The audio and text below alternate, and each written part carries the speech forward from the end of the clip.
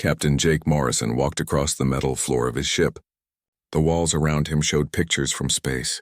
Stars filled the dark sky outside. His ship, the UES Liberty, was big and strong. It carried 300 people and had weapons that could fight other ships. Jake looked at a blue screen in front of him. The screen showed the Galactic Council meeting. Aliens from many worlds sat in a large room. They were talking about Earth and humans. Jake did not like what he heard. For 30 years, humans had followed the Council's rules. The Council told humans where they could live. They said humans could only have 12 planets. Human ships could only fight to protect themselves. The Council watched everything humans built. They made sure humans did not get too smart or too strong. The Council had many alien races. The Zephyrians looked like big lizards with 4 arms. They thought they were the smartest beings in space. The Crystal People were made of living rock. They moved slowly but lived for thousands of years. The ethereal ones looked like clouds of light.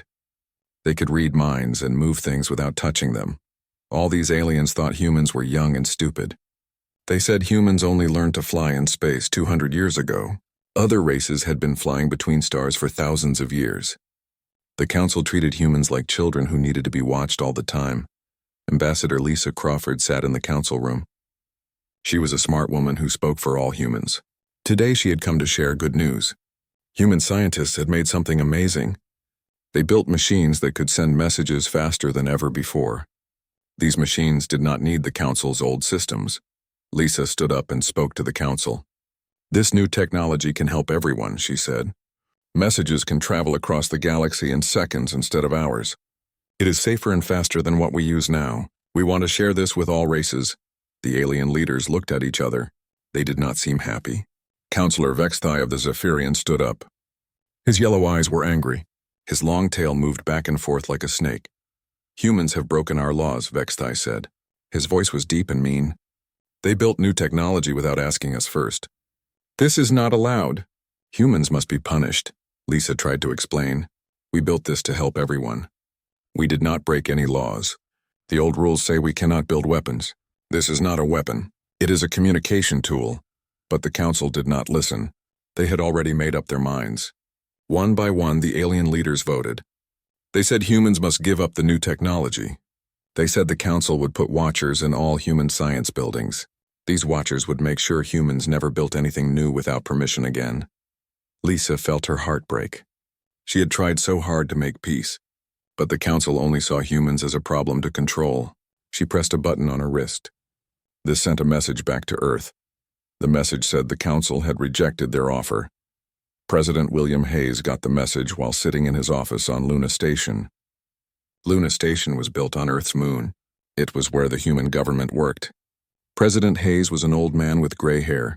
He had spent his whole life trying to make peace with aliens. Now he knew peace was impossible. President Hayes called his advisors. General Stephen Parker came first. He was in charge of all human military forces. Dr. Elena Martinez came next. She was the smartest scientist on Earth. Captain Michelle Brooks came last. She was in charge of gathering secret information about alien races. "The Council has made their choice," President Hayes said. "They want to treat us like slaves. They want to control every part of our lives. I will not let this happen." General Parker nodded. "Our military is ready, sir. We have been preparing for this day for years. We knew the Council would never treat us as equals." Dr. Martinez spoke next. "Our new technology is much better than theirs. They use the same old methods they have used for thousands of years. We learn and change and grow. They do not." Captain Brooks added, "I have contacts in alien space. Many races are unhappy with the Council. They are tired of being controlled too. If we fight, some of them might help us." President Hayes thought for a long time. This choice would change everything. If humans left the Council, there would be war. Many people might die. But if humans stayed, they would never be free. Finally, President Hayes made his decision. He walked to a room with cameras and microphones. Soon his face appeared on screens all across human space. People on 12 planets stopped what they were doing to listen. "My fellow humans," President Hayes began. "Today, the Galactic Council has shown their true feelings about us. They do not see us as partners. They see us as servants. They want to control our science, our military, and our future." The president took a deep breath. "As of today, Earth withdraws from the Galactic Council. We will no longer follow their rules. We will no longer accept their limits. We will forge our own path among the stars. People across human space cheered. They had waited so long to be free. But they also felt scared. War was coming. The aliens had bigger armies and more ships. The fight would be hard. Within 1 hour, alien ships began moving toward human space. The Council had been ready for this. They thought humans would give up quickly when they saw the alien fleets coming. They thought wrong. Jake Morrison got new orders on his ship. All human vessels were to gather at secret meeting points. The real war was about to begin. Jake smiled as he changed his ship's course. Humans had been preparing for this day for decades. The aliens were about to learn that humans were not the weak species they thought they were. The galaxy was about to change forever. The age of council control was ending. The age of human freedom was beginning. Commander Ryan Blake was fixing his ship's engine when the message came. He was far from Earth in the Kepler system. His ship was small but fast. It carried only 20 people. They were checking planets to see if humans could live on them someday. The message was short but clear. All human ships must come to secret meeting places. The war had started. Ryan felt his stomach tighten. He had known this day would come. All humans in space had known it. Ryan called his crew together. They were young people who had volunteered to explore new worlds. Now they would have to fight for their lives. The Council has declared war on us, Ryan told them. We are going to join the main fleet. Everyone check your weapons and supplies. This will not be easy. His pilot was a woman named Amy Foster. She had been flying ships since she was 18. Commander, my sister is on Mars. Will she be safe? Your sister is Dr. Elena Martinez, Ryan said. She is working on special projects that will help us win. Mars has good defenses. She will be fine. Dr. Elena Martinez worked in a large building under the ground on Mars. The building had thick walls and strong doors. Inside were the best scientists from all human worlds. They had been working on secret projects for years. Elena looked at her latest creation. It was a computer brain that could think and learn like a human, but it could think much faster than any human. It could learn new things in seconds instead of years. Show me the Zephyrian ship designs, Elena told the computer. Pictures appeared on the screen. They showed alien ships with their weapons and shields. The computer studied the pictures for 3 seconds. I can find 17 weak points, the computer said. Their shields are strong in front but weak on the sides. Their weapons take too long to reload. Their engines create heat that we can track easily. Elena smiled. The aliens used the same ship designs for hundreds of years. They never changed anything. Humans were different. Humans always tried new ideas. Now that would save their lives. Elena connected her computer to all human ships. Now every human captain would know exactly how to fight each alien ship type. The knowledge would spread instantly across human space. Colonel Danny Rodriguez was already behind enemy lines when the war started. He led a team of 20 soldiers. They were the best fighters in human space. They could move without being seen. They could fight with any weapon. They could survive in any place. Danny's team was hiding on a Zephyrian supply station. The station was huge. It sent food, fuel, and weapons to alien military ships. If the station stopped working, alien ships would run out of supplies. Remember the plan, Danny told his team. We do not want to kill anyone if we can help it. We just want to stop their machines. His best soldier was Sergeant Lisa Brown. She could plant bombs that would break machines but not hurt people. The main computer is in the center of the station. If we break it, nothing will work. Danny's team moved through the station like shadows. The alien guards did not see them. The aliens were not used to enemies who could hide so well. For thousands of years, space battles were fought between big ships. No one had ever attacked supply stations with small teams of soldiers. Lisa planted her bombs in the right places. The bombs were very small but very smart. They would break the machines in a way that looked like accidents. The aliens would not know humans had been there. The bombs went off at the same time. All the lights went out. The air systems stopped working. The food storage broke down. The fuel pumps died. The station would take months to repair. Danny's team escaped in a stolen alien transport ship.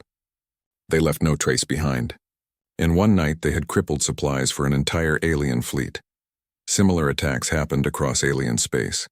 Human Special Forces teams struck at mining stations, communication centers, and supply depots.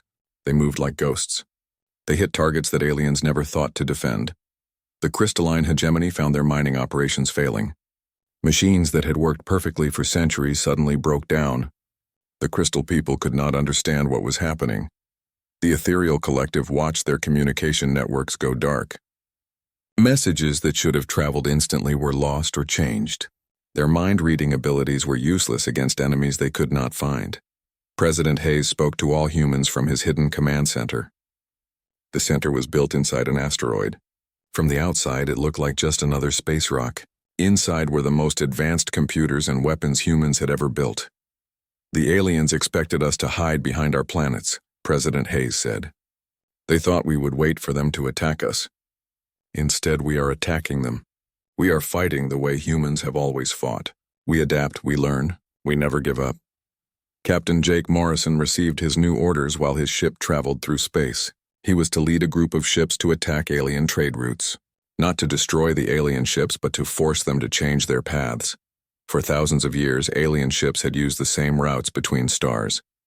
These routes were considered safe and fast. Human attacks would make these routes dangerous. Alien ships would have to find new ways to travel. This would slow down their entire economy.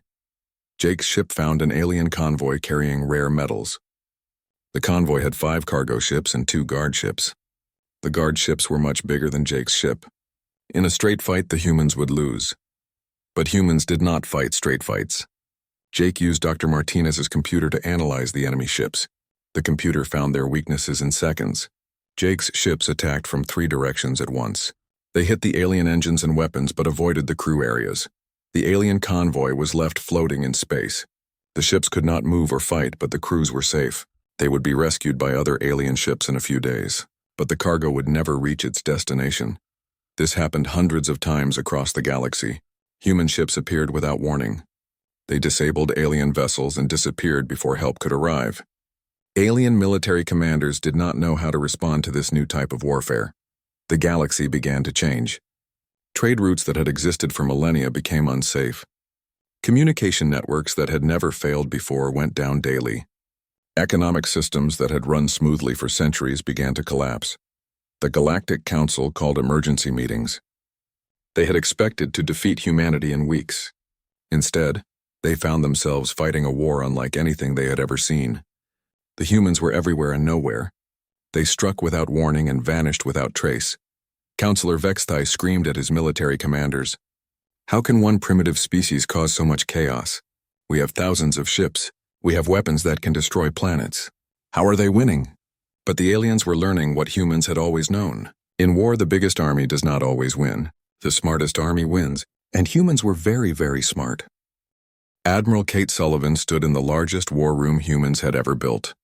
The room was inside a hollowed-out asteroid near Jupiter. Hundreds of screens showed the positions of human and alien ships across the galaxy. Kate was planning the biggest military operation in human history. Kate was 50 years old and had been fighting aliens for 20 years. She understood their weaknesses better than anyone. The aliens were strong but predictable. They always did the same things. Humans were weak but clever. They always tried new ideas. "Show me the alien supply lines," Kate said to her computer. Red lines appeared on the main screen. The lines connected alien military bases to their supply sources. Food, fuel, weapons, and spare parts all traveled along these lines. The aliens had used the same supply routes for hundreds of years. "If we cut these lines, their military will collapse," said General Parker. He had come from Earth to help plan the attack. Kate shook her head. "We are not going to cut the lines. We are going to tangle them. We want chaos, not destruction." Kate's plan was brilliant in its simplicity. Human ships would not destroy alien supply convoys. Instead, they would force the convoys to change routes. They would jam communication signals. They would create false navigation data. They would make the aliens think their own systems were broken. The galaxy's economy had grown lazy over thousands of years. Every alien race did the same job they had always done. The Zephyrians made weapons. The crystal people mined metals. The ethereal ones handled communications. No race tried to do what another race did. This made them weak. Human attacks began at exactly the same time across 37 star systems. Kate had spent months planning the timing. Every human ship knew exactly when to strike. Lieutenant Commander Alex Carter led the first wave. His ships looked like simple trading vessels. They carried food, tools, and other basic supplies. But hidden inside the cargo holds were advanced terraforming machines. These machines could turn dead planets into places where humans could live. Alex's ships flew through alien space without being stopped. Alien patrol ships saw them and thought they were harmless traders. The aliens were used to seeing human merchants trying to continue business during the war. But Alex was not looking for customers. He was looking for empty star systems, systems with planets that aliens thought were useless, places where no one would think to look for human bases. Alex found a system with 5 dead planets and no alien presence. His ships landed on the largest planet. Within hours, the terraforming machines were working. They began changing the air and water to make the planet suitable for humans. In 6 months, the planet would be a secret human base. Alex repeated this process in 12 different systems. Soon, humans would have hidden bases throughout alien space. These bases would be impossible to find and impossible to destroy. Meanwhile, Dr. Rebecca Foster was changing the rules of space travel. She worked in a laboratory on Europa, one of Jupiter's moons. The laboratory was built under thick ice that hid it from alien sensors. Rebecca had discovered something amazing about space itself. Space was not empty like everyone thought. It was full of invisible paths that ships could use to travel. These paths did not connect to the jump gates that aliens used for travel. "We can go anywhere without using their roads," Rebecca told Kate over a secure communication link. "Our ships can appear in any system without warning. The aliens will never know where we will strike next." Rebecca's discovery changed everything. Human ships began jumping directly into alien systems without using jump gates. They would attack targets and disappear before alien reinforcements could arrive. The aliens could not predict where humans would strike because humans could strike anywhere. The effect on alien morale was devastating. Alien commanders never knew if their systems were safe. They had to spread their forces thin to protect everywhere at once. This made them weak everywhere. Captain Morrison led a group of human ships into the heart of Zephyrian space. They appeared without warning in a system that had 5 military bases. The Zephyrians thought this system was impossible to attack because it was so far from human space. Morrison's ships did not attack the military bases directly. Instead, they attacked the power stations that supplied electricity to the bases. They attacked the water treatment plants. They attacked the food processing centers. They left the military equipment alone but made it impossible to use. The Zephyrian bases had to shut down. Thousands of alien soldiers had to be evacuated to other systems. The Zephyrians lost an entire sector without losing a single ship in battle. Similar attacks happened across alien space. Humans struck at the basic systems that kept alien civilization running. They attacked power grids, communication networks, and transportation hubs. They avoided causing deaths but created maximum disruption. The galaxy began to fall apart. Trade routes that had operated smoothly for millennia became chaotic. Communication networks failed daily.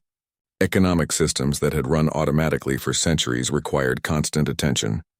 Alien civilian populations began to panic.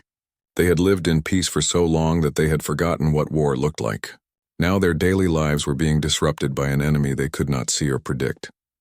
On the crystalline homeworld, mining operations stopped when the main computer network crashed. The crash looked like an accident, but human hackers had caused it. The crystal people lived very slowly, and it would take them months to rebuild their systems. On ethereal colonies, the mind-link networks that connected all citizens began receiving false information. Ethereal people could not tell which thoughts were real and which were planted by human interference. Their entire society was based on shared mental experiences. When those experiences became unreliable, their civilization began to break down. Back in the council chambers, alien leaders screamed at each other. Each race blamed the others for the failures. The Zephyrians said the crystal people were not providing enough raw materials.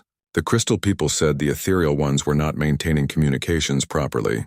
The ethereal ones said everyone was thinking too aggressively and creating mental chaos. Councillor Vexthai called for extreme measures. "We must attack Earth directly," he said. "If we destroy their homeworld, the humans will surrender." Other council members were not sure. The war was not going as they had expected. Human forces seemed to be everywhere at once. Every day brought new disasters and new confusion. But some alien races were beginning to question the war itself. The Peaceful Coalition was a group of smaller alien races that had always followed the Council's lead. Now they were suffering just as much as anyone else. Their leaders began to wonder if the war was worth the cost. Secret messages began traveling between alien worlds and human representatives. Some aliens wanted to make peace deals. Others wanted to join the humans against the Council. The unity that had held the galaxy together for thousands of years was cracking. Captain Brooks, now promoted to colonel, managed these secret negotiations. She met with alien diplomats in hidden locations. Many aliens told her the same thing. They were tired of being controlled by the Council. They wanted the freedom that humans offered. "The Council has ruled through fear for too long," said Ambassador Quill of the gentle-winged species. "Your people have shown us that there is another way. A way based on cooperation instead of control." Kate Sullivan watched the chaos spreading across the galaxy from her command center. The plan was working better than she had hoped. The aliens were not just losing the war, they were losing faith in their own system of government. "Phase 2 is ready," General Parker told her. "Are we prepared to escalate?" Kate nodded. The aliens had shown no sign of seeking peace. If anything, their attacks on human civilians had increased. It was time to show them what humans could really do when they stopped holding back. The galaxy was about to learn that human restraint was not the same as human weakness. Councillor Vexthai stood before the Emergency Council Assembly. His yellow eyes burned with anger and desperation. Around him sat representatives from hundreds of alien worlds. Many of them looked tired and scared. The war with humans was not going as anyone had planned. "The human plague must be stopped," Vexthai declared. His voice echoed through the great chamber. "They have brought chaos to our orderly galaxy. They have turned our own people against us. They must be eliminated completely." In the back of the chamber, Ambassador Quill of the Gentle Wings shifted uncomfortably. She had been talking secretly with human representatives. She knew humans were not the monsters Vexthai described. They were just people who wanted freedom. Vexthai activated a holographic display. It showed the locations of massive weapons called planet killers. These weapons could destroy entire worlds. The Council had built them long ago but had never used them. They were meant to be a final threat to keep rebellious worlds in line. "I propose Operation Stellar Cleansing," Vexthai announced. "We will use our planet killers to destroy Earth and all human colonies. When humanity is extinct, order will return to the galaxy." Many Council members gasped. Destroying entire planets was something they had never done before. It went against everything the Council claimed to represent. Ambassador Mordak of the Elder Conclave stood up. His species was very old and wise. "Councillor Vexthai, this action would make us no better than the monsters in our ancient histories. We cannot commit genocide, but Vexthai was beyond reason. The humans started this war when they refused to follow our laws. Now they must face the consequences. All in favor?" The vote was close, but Vexthai's faction won. Operation Stellar Cleansing was approved. Within hours, the largest fleet in galactic history began moving toward human space. Captain Michelle Brooks was monitoring alien communications from a hidden listening post when she intercepted the orders. The post was built inside a small moon in an empty system. It looked like natural rock from the outside, but inside it contained the most advanced spy equipment humans had ever built. Michelle could hardly believe what she was reading. The aliens were planning to destroy Earth and every human colony, not just defeat them in war, but wipe out the entire human race. Her hands shook as she sent an emergency message to General Parker. The message was encrypted with codes that would take alien computers years to break. It traveled instantly through space using the new communication system that had started the war. General Parker received the message at his command center in the asteroid belt. The asteroid base had been expanded until it was the size of a small city. Inside were the military leaders of all human forces. "They mean to destroy us completely," General Parker told Admiral Sullivan. "Every human man, woman, and child. This is no longer a war. This is attempted genocide." Admiral Sullivan felt cold fear in her stomach. She had children on Mars. Millions of human families lived on planets that would be destroyed. But she also felt something else, rage. "How long do we have?" she asked. "The alien fleet will reach Earth in 6 days," General Parker replied. "It is the largest military force ever assembled. Over 10,000 ships, including 50 planet killers." But humans had been preparing for this possibility. President Hayes had always known the aliens might try to destroy Earth. He had authorized a secret project called Sol Barrier. Only a few people knew about it. Dr. Elena Martinez had spent 5 years working on Sol Barrier. She had taken the same technology that powered human jump drives and made it much more powerful. Instead of moving ships through space, Sol Barrier could move space itself. "The system is ready," Elena told President Hayes over a secure channel. "But I must warn you, we have never tested it at full power. The effects could be unpredictable." President Hayes looked at the data showing the approaching alien fleet. "Doctor, if we do nothing, humanity will be extinct in 1 week. I authorize full activation of Sol Barrier." Elena worked frantically to prepare the system. Sol Barrier consisted of massive generators hidden throughout Earth's solar system. They were built into asteroids hidden on moons and placed in empty space. Each generator was the size of a city block. When activated together, the generators would create gravitational fields that did not exist in nature. These fields would protect Earth's solar system by making it impossible for enemy ships to navigate properly. Meanwhile, the human defense fleet prepared for battle. Captain Morrison, now promoted to admiral, commanded the Home Defense Forces. His flagship was the largest ship humans had ever built. It was called the UES Defiance. Admiral Morrison knew his fleet was badly outnumbered. The aliens had 10,000 ships. Humans had less than 1,000 in the entire solar system. In a normal battle, the humans would lose quickly, but this would not be a normal battle. Morrison's ships were equipped with Dr. Martinez's adaptive AI systems. Each human ship could learn and counter enemy tactics in real time. The human ships were also much faster and more maneuverable than alien vessels. The alien fleet arrived at the edge of Earth's solar system exactly when expected. Admiral Kethvar of the Zephyrian fleet commanded the operation. He expected easy victory against the primitive humans. "Begin the attack," Kethvar ordered.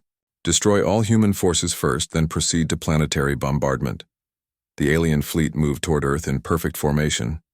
They had used the same battle tactics for thousands of years. Large ships in front, smaller ships behind, planet killers protected in the center. Admiral Morrison watched the alien fleet approach. "All ships prepare for hit-and-run attacks. Do not engage in direct combat. Make them chase us while Sol Barrier charges."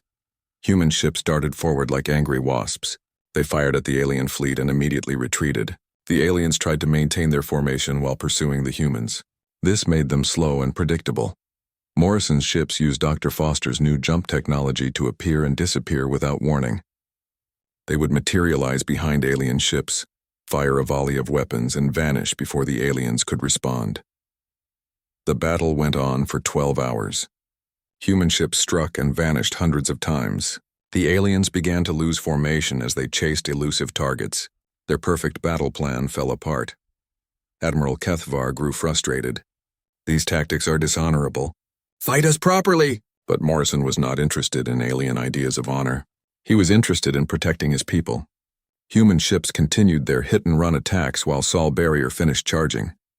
Finally, Dr. Martinez sent the signal that Morrison had been waiting for. "Sol Barrier is at full power. Activating now." Space around Earth's solar system began to change. The generators created gravitational fields that twisted space itself. Areas that looked empty suddenly became as dangerous as black holes. Safe navigation paths became deadly traps. Alien ships found their instruments going crazy. Their navigation system said they were flying straight, but they were actually moving in circles. Ships that tried to jump to faster than light speed found themselves thrown in random directions. The alien fleet was trapped in a maze made of twisted space. Ships collided with gravitational anomalies that should not exist. Others found themselves flying toward the sun even though they were pointing away from it. Admiral Kethvar watched in horror as his mighty fleet was scattered by forces he did not understand. "What is this sorcery?" he demanded. Morrison's ships were not affected by Sol Barrier. They had special navigation equipment that could handle the twisted space. Now they began their real attack. Human ships moved through the gravitational maze like they had been born to it. They struck at confused alien vessels that could not fight back properly. Within 2 hours, half the alien fleet was disabled or destroyed. The planet killers, massive as they were, could not escape the gravitational traps. They found themselves stuck in areas where space itself held them like a giant hand. Admiral Kethvar finally ordered a retreat. What remained of his fleet tried to escape Earth's solar system. Many ships were lost trying to navigate the twisted space.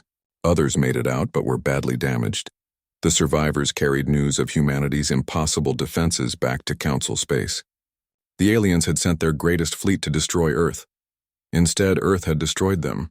Word of the failed attack spread quickly through alien space. Many alien races had been having doubts about the war. Now they saw that the Council could not protect them from human retaliation. Ambassador Quill sent a secret message to Captain Brooks. Many of our people want peace. The Council's authority is breaking down. This may be our chance to end the war, but the war was far from over. The failed attack on Earth had made some aliens more desperate than ever. They began planning even more extreme measures. However, it had also shown every species in the galaxy that humans were not helpless victims. Earth had turned space itself into a weapon. The galaxy would never underestimate humanity again. The news of Earth's victory spread across the galaxy like wildfire. Within days, every alien race knew that the mighty Galactic Council fleet had been destroyed by human defenses. The Council had sent 10,000 ships to eliminate humanity. Less than half had returned, and those were badly damaged. Ambassador Quill was the first to act. She had been planning this moment for months. On her homeworld of gentle wings, she called together the leaders of her people. The Council has failed us, she declared to the Assembly. They promised us order and peace. Instead, they have brought us chaos and war. We must choose our own path. The gentle wings were a peaceful species that looked like large birds with colorful feathers. They had been forced to pay heavy taxes to support the Council's military. Now they declared independence from the Council. Within the same week, 12 other species followed their example. The coral builders, who lived in the oceans of water worlds, announced they would no longer serve the Council. The metal shapers, who built machines and tools for other races, stopped all shipments to Council worlds. The galaxy began to fall apart. Species that had been part of the Council for thousands of years were breaking away. The unity that had held the galaxy together was cracking like old stone. Councillor Vexthai tried desperately to hold the Council together. He sent military forces to rebellious worlds, but the Council military was weak after the failed attack on Earth. Many of their best ships and soldiers had been lost at Sol. More importantly, the alien soldiers were beginning to question their orders. They had been told that humans were weak and evil, but the humans had shown mercy even in victory. Earth had disabled alien ships instead of destroying them. Human forces had saved alien crew members from damaged vessels. Commander Ryan Blake led a rescue operation that saved 300 Zephyrian sailors whose ship had been caught in Sol Barrier's gravitational fields. Instead of leaving them to die, Blake's ships had pulled them to safety and given them medical care. "Why did you save us?" asked Captain Silthak, the Zephyrian officer. "We came to destroy your world." Blake looked at the alien with sympathy. "Because that is who we are. We do not kill helpless enemies. We are not the monsters your leaders told you about." Stories like this spread throughout alien space. Soldiers began to desert their posts. Entire alien fleets switched sides and joined the rebellion against the Council. President Hayes saw the opportunity and acted quickly. He called together his best diplomats and military leaders for an emergency meeting. "The Council is collapsing," he told them. "We have a chance to create something better, something based on cooperation instead of control." Ambassador Crawford, who had suffered through years of Council insults, was chosen to lead the diplomatic effort. She began reaching out to rebellious alien species. Her message was simple. Humans offered partnership, not domination. "We do not want to rule the galaxy," Crawford told alien ambassadors. "We want to work with you as equals. We want to share knowledge and resources freely. We want every species to choose its own destiny." The response was overwhelming. Within 1 month, 47 species had asked to join what humans called the Terran Federation. Unlike the Council, the Federation had no central authority that controlled member worlds. Each species kept its independence while agreeing to work together on common problems. Dr. Elena Martinez opened her laboratories to alien scientists. For the first time in galactic history, different species began working together on scientific projects. The results were amazing. Crystal people, who thought in terms of thousands of years, helped humans design machines that would last for centuries. Ethereal beings who could manipulate energy with their minds taught humans new ways to power their ships. Even former enemies like some Zephyrian groups began sharing their advanced weapon designs. But the Federation's greatest achievement was in space exploration.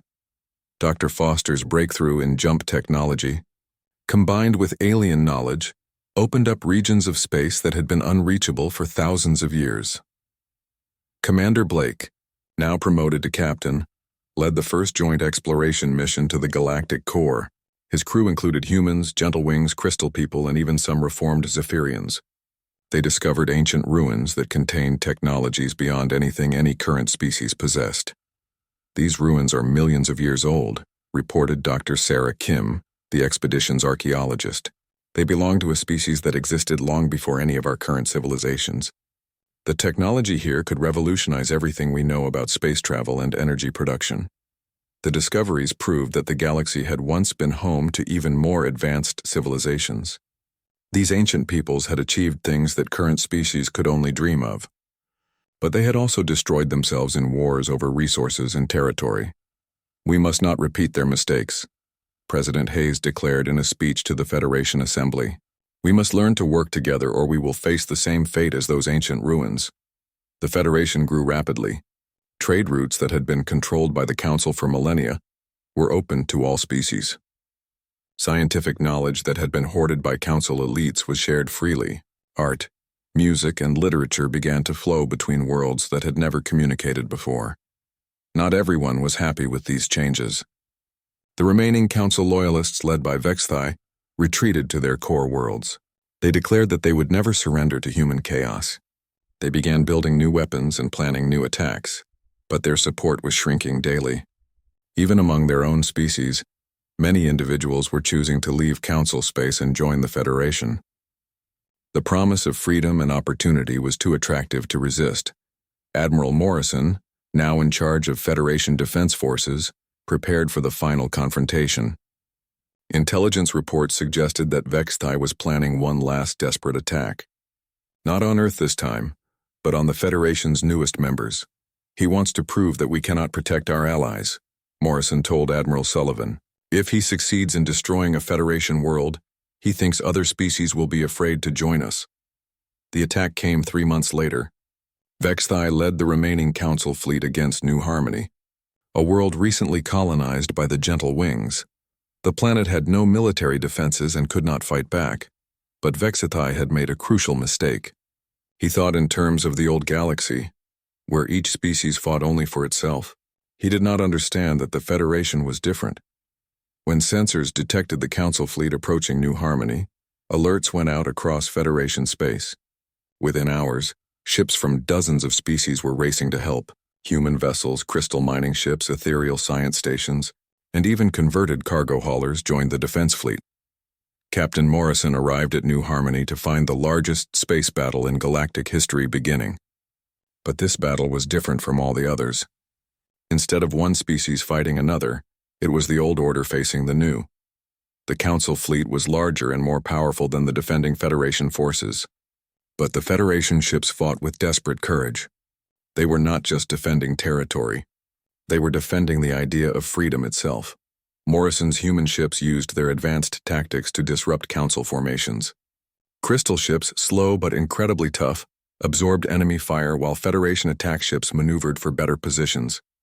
Ethereal vessels used their energy manipulation abilities to disable Council weapons. The battle lasted 8 hours. When it ended, Vexthai's fleet was completely destroyed. The Counselor himself was captured when his flagship was disabled by a coordinated attack from 5 different species.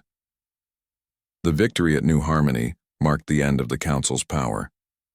The few remaining Council worlds surrendered rather than face similar defeats. The old galactic order was finished. But the end of the Council was just the beginning of something new. The Federation continued to grow and evolve.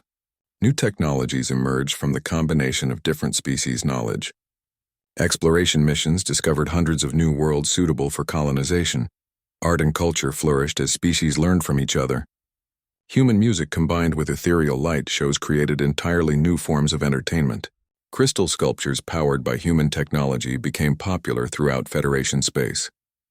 5 years after Earth had cut ties with the Galactic Council, Admiral Morrison stood on the observation deck of the Federation's newest space station. The station was built in orbit around New Harmony, the world they had fought so hard to defend. Through the transparent walls, he could see ships from a dozen different species docking at the station. Humans and aliens worked together as equals, sharing knowledge and resources freely. "We did it," said Captain Brooks, now serving as the station's security chief. We actually created a better galaxy. Morrison nodded, but he also felt the weight of responsibility. The hard part is just beginning. It is easy to tear down an old system. It is much harder to build something better in its place. But the early signs were promising. The Federation had brought peace to regions that had known only conflict. Trade was flourishing between species that had been enemies for centuries. Scientific discoveries were happening at a rate that would have been impossible under the Council's restrictive rules. Most importantly, every species in the Federation had the freedom to choose its own destiny. No central authority told them how to live or why.